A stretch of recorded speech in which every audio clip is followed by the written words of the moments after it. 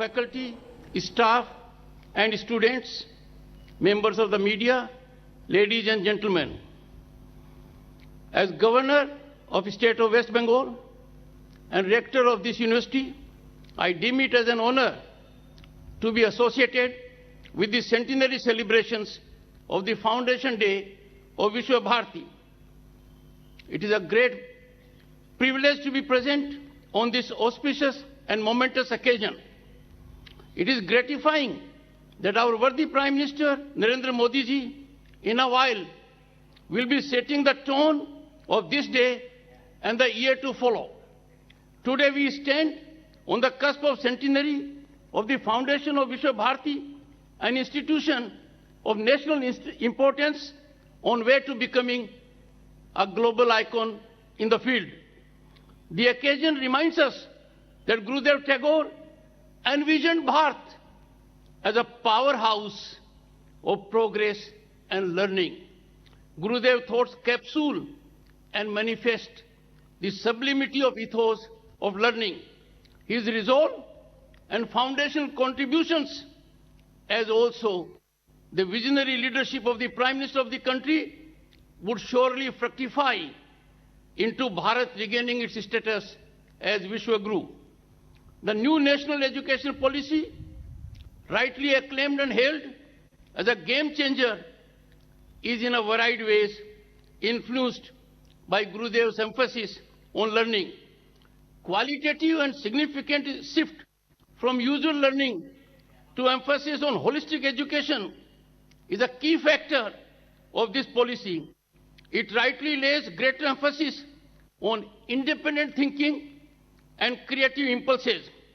New education policy will surely pave way for emergence of scenario envisioned by Tagore in his reflection, I quote, "Where the mind is without fear and the head is held high, where education is free," unquote. The foundational mantra of Gurudev was to rise and awaken oneself in education, fellow feeling and breadth of the soul. We all need to practice and disseminate these wholesome concepts. During the centenary year of Foundation Day celebrations, there will be activities that would help us exploit our talent, realize our potential, and generate optimism for Bharat becoming Vishwa Guru again. Ancient India was home to world-class institutions, Nalanda and Takshila, to name few. Time is ripe for us to take this lead now.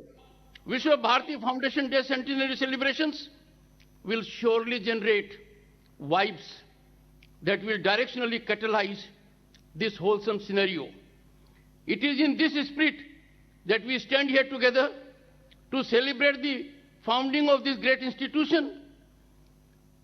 I urge and call upon the Vice Chancellor, the faculty and students of Vishwa Bharati, and everyone else to take forward Tagore's message and fulfill his dream of creating a bridge between human beings and widen knowledge across frontiers, and to practice the ethical life that he had envisioned for this ashram. I wish the institution a great time in future, which will start with the inspirational and motivational discourse of our Honorable Prime Minister. Thank you.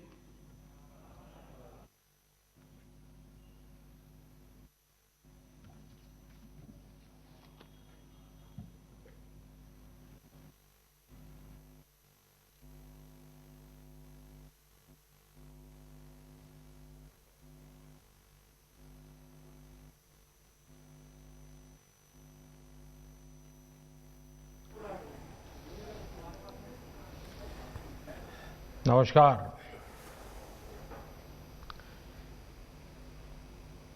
हे विधाता, दाओ दाओ मोदेर गौरव दावो। गुरुदेव ने कभी ये कामना छात्र छात्राओं के उज्जवल भविष्य के लिए की थी। आज विश्व भारती के गौरवमयी 100 वर्ष पर मेरी तरह पूरा देश इस महान संस्थान के लिए यही कामना करता है।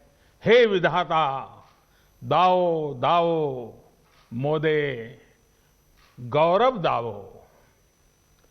पश्चिम बंगाल के गवर्नर श्री जगदीप धनखड़ जी, केंद्रीय शिक्षा मंत्री डॉक्टर रमेश पोखरियाल निशंक जी, वाइस चांसलर प्रोफेसर विद्युत चक्रवर्ती जी, प्रोफेसर्स, रजिस्ट्रार, विश्व भारती के सभी शिक्षकगण, छात्र छात्राएं, अलुमनाई, देवी और सज्जनों, विश्व भारती इस विश्वविद्यालय के 100 वर्ष होना प्रत्येक भारतवासी के लिए बहुत ही गर्व की बात है। मेरे लिए भी ये बहुत सुखद है कि आज के दिन इस तपोभूमि का पुण्य स्मरण करने का अवसर मिल रहा है। साथियों, विश्व भारती की 100 वर्ष की यात्रा बहुत विशेष है। विश्व भारती मां भारती के लिए गुरुदेव के चिंतन, दर्शन और परिश्रम का एक साकार अवतार है। भारत के लिए गुरुदेव ने जो स्वप्न देखा था, उस स्वप्न को मूर्त रूप देने के लिए देश को निरंतर ऊर्जा देने वाला ये एक तरह से आराध्य स्थल है। अनेकों विश्व प्रतिष्ठित गीतकार, संगीतकार, कलाकार, साहित्यकार, अर्थशास्त्री, समाजशास्त्री, वैज्ञानिक, अनेकविध प्रतिभाएं देने वाली विश्व भारती नूतन भारत के निर्माण के लिए नित नए प्रयास करती रही है। इस संस्था को इस ऊंचाई पर पहुंचने वाले प्रत्येक व्यक्ति को मैं आदरपूर्वक नमन करता हूं, उनका अभिनंदन करता हूं। मुझे खुशी है कि विश्व भारती, श्रीनिकेतन और शांति निकेतन निरंतर उन लक्ष्यों की प्राप्ति का प्रयास कर रहे हैं जो गुरुदेव ने तय किए थे। विश्व भारती इसके द्वारा अनेकों गांवों में विकास के काम, एक प्रकार से ग्रामोदय का काम तो हमेशा से प्रशंसनीय रहे हैं। आपने 2015 में जिस योग डिपार्टमेंट को शुरू किया था, उसकी भी लोकप्रियता तेजी से बढ़ रही है। प्रकृति के साथ मिलकर अध्ययन और जीवन दोनों का साक्षात उदाहरण आपका विश्वविद्यालय परिसर है। आपको भी ये देखकर खुशी होती होगी कि हमारा देश विश्व भारती से निकले संदेश को पूरे विश्व तक पहुंचा रहा है। भारत आज इंटरनेशनल सोलर अलायंस के माध्यम से पर्यावरण संरक्षण के विषय में विश्व के अंदर एक बहुत बड़ी अहम भूमिका निभा रहा है। भारत आज पूरे विश्व में इकलौता बड़ा देश है जो पेरिस एकॉर्ड के पर्यावरण के लक्ष्यों को प्राप्त करने के लिए सही मार्ग पर तेज गति से आगे बढ़ रहा है। साथियों, आज जब हम विश्व भारती विश्वविद्यालय के 100 वर्ष मना रहे हैं तो उन परिस्थितियों को भी याद करना आवश्यक है जो इसकी स्थापना का आधार बनी थी। ये परिस्थितियां सिर्फ अंग्रेजों की गुलामी से ही उपजी हो ऐसा नहीं था। इसके पीछे सैकड़ों वर्षों का अनुभव था, सैकड़ों वर्षों तक चले आंदोलनों की पृष्ठभूमि थी। आज आप विद्वज्जनों के बीच मैं इसकी एक विशेष चर्चा इसलिए कर रहा हूं कि इन बातों पर बहुत कम बात हुई है, बहुत कम ध्यान दिया गया है। इसकी चर्चा इसलिए भी आवश्यक है क्योंकि ये सीधे सीधे भारत के स्वतंत्रता आंदोलन और विश्व भारती के लक्ष्यों से जुड़ी है। साथियों, जब हम स्वतंत्रता संग्राम की बात करते हैं तो हमारे मन में सीधे 19वीं और 20वीं सदी का विचार आता है। लेकिन यह भी एक तथ्य है कि इन आंदोलनों की नींव बहुत पहले रखी गई थी। भारत की आजादी के आंदोलन को सदियों पहले से चले आ रहे अनेक आंदोलनों से ऊर्जा मिली थी। भारत की आध्यात्मिक और सांस्कृतिक एकता को भक्ति आंदोलन ने मजबूत करने का काम किया था। भक्ति युग में हिंदुस्तान के हर क्षेत्र, हर इलाके, पूरब, पश्चिम, उत्तर, दक्षिण, हर दिशा में हमारे संतों ने, महंतों ने, आचार्यों ने देश की चेतना को जागरूक रखने का अविरत, अविराम प्रयास किया। अगर दक्षिण की बात करें तो मध्वाचार्य, निम्बकाचार्य, वल्लभाचार्य, रामानुजाचार्य हुए।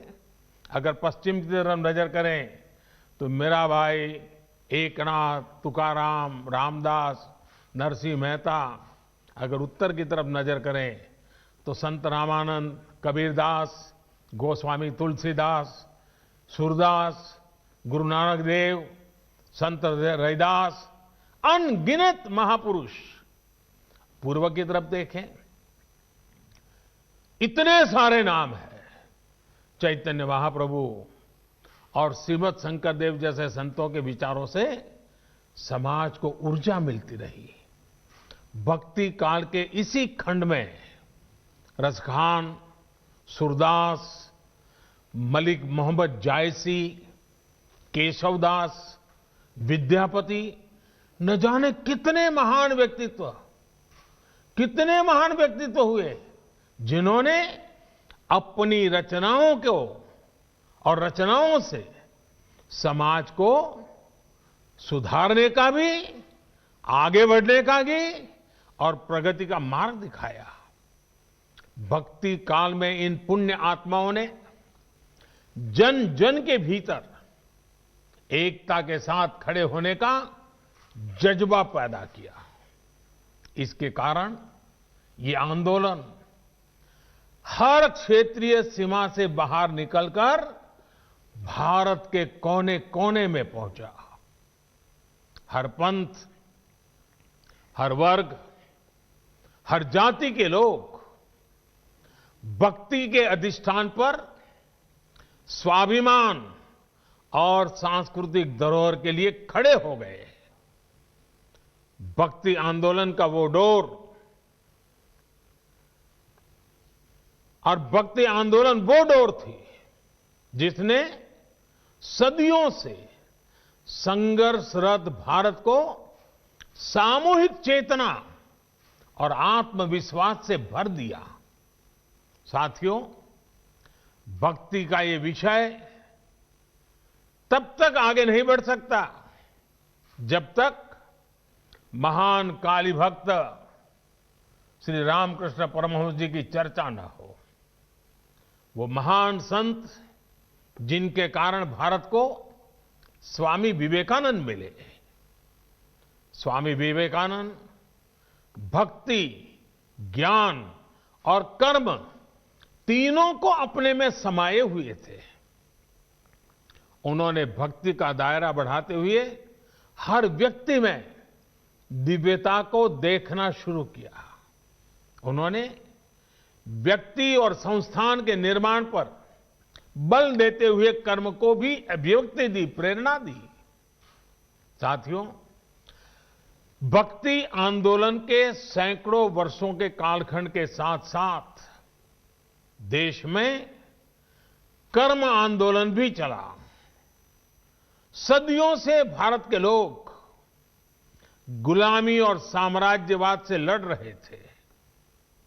चाहे वो छत्रपति शिवाजी महाराज हो, महाराणा प्रताप हो, झांसी की रानी लक्ष्मीबाई हो, कित्तूर की रानी चेन्नम्मा हो, या फिर भगवान बिरसा मुंडा का सशस्त्र संग्राम हो। अन्याय और शोषण के विरुद्ध सामान्य नागरिकों के तप, त्याग और तर्पण की कर्म कठोर साधना अपने चरम पर थी। ये भविष्य में हमारे स्वतंत्रता संग्राम की बहुत बड़ी प्रेरणा बनी।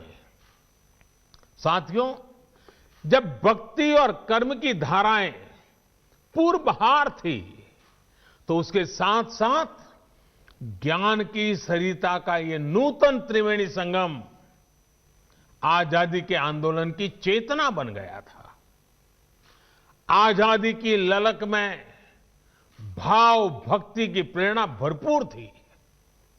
समय की मांग थी कि ज्ञान के अधिष्ठान पर आजादी की जंग जीतने के लिए वैचारिक आंदोलन भी खड़ा किया जाए और साथ ही उज्जवल भावी भारत के निर्माण के लिए नई पीढ़ी को तैयार भी किया जाए। और हम में बहुत बड़ी और इसमें बहुत बड़ी भूमिका निभाई उस समय स्थापित हुई कई प्रतिष्ठित शिक्षण संस्थानों ने, विश्वविद्यालयों ने। विश्व भारती यूनिवर्सिटी हो, बनारस हिंदू विश्वविद्यालय हो, अलीगढ़ मुस्लिम यूनिवर्सिटी हो, नेशनल कॉलेज हो जो आजकल लाहौर में है, मैसूर यूनिवर्सिटी हो, त्रिची नेशनल कॉलेज हो, महात्मा गांधी काशी विद्यापीठ हो, गुजरात विद्यापीठ हो, विलिंगडन कॉलेज हो, जामिया मिलिया इस्माइलिया हो, लखनऊ यूनिवर्सिटी हो, पटना यूनिवर्सिटी हो, दिल्ली विश्वविद्यालय हो, आंध्र यूनिवर्सिटी हो, अन्ना मलाई यूनिवर्सिटी हो, ऐसे अनेक संस्थान उसी एक कालखंड में देश में स्थापित हुए। इन यूनिवर्सिटीज में भारत की एक बिल्कुल नई विद्वत्ता का विकास हुआ। इन शिक्षण संस्थाओं ने भारत की आजादी के लिए चल रहे वैचारिक आंदोलन को नई ऊर्जा दी, नई दिशा दी, नई ऊंचाई दी। भक्ति आंदोलन से हम एकजुट हुए, ज्ञान आंदोलन ने बौद्धिक मजबूती दी और कर्म आंदोलन ने हमें अपने हक के लिए लड़ाई का हौसला और साहस दिया। सैकड़ों वर्षों के कालखंड में चले ये आंदोलन त्याग, तपस्या और तर्पण की अनूठी मिसाल बन गए थे। इन आंदोलनों से प्रभावित होकर हजारों लोग आजादी की लड़ाई के बलिदान देने के लिए, उस आजादी में बलिदान देने के लिए एक के बाद एक आगे आते रहे। साथियों, ज्ञान के इस आंदोलन को गुरुदेव द्वारा स्थापित विश्व भारती विश्वविद्यालय ने नई ऊर्जा दी थी। गुरुदेव ने जिस तरह भारत की संस्कृति से जोड़ते हुए, अपनी परंपराओं से जोड़ते हुए विश्व भारती को जो स्वरूप दिया, उसने राष्ट्रवाद की एक मजबूत पहचान देश के सामने रखी। साथ साथ उन्होंने विश्व बंधुत्व पर भी उतना ही जोर दिया। साथियों, वेद से विवेकानंद तक भारत के चिंतन की धारा गुरुदेव के राष्ट्रवाद के चिंतन में भी मुखर थी। और ये धारा अंतर्मुखी नहीं थी। वो भारत को विश्व के अन्य देशों से अलग रखने वाली नहीं थी। उनका विजन था कि जो भारत में सर्वश्रेष्ठ है, उससे विश्व को भी लाभ हो, और दुनिया में अच्छा है, भारत उससे भी सीखे। आपके विश्वविद्यालय का नाम ही देखिए, विश्व भारती। मां भारती और विश्व के साथ समन्वय। गुरुदेव सर्वसमावेशी और सर्वस्पर्शी सह अस्तित्व और सहयोग के माध्यम से मानव कल्याण के बृहद लक्ष्य को लेकर चल रहे थे। विश्व भारती के लिए गुरुदेव का यही विजन आत्मनिर्भर भारत का भी सार है।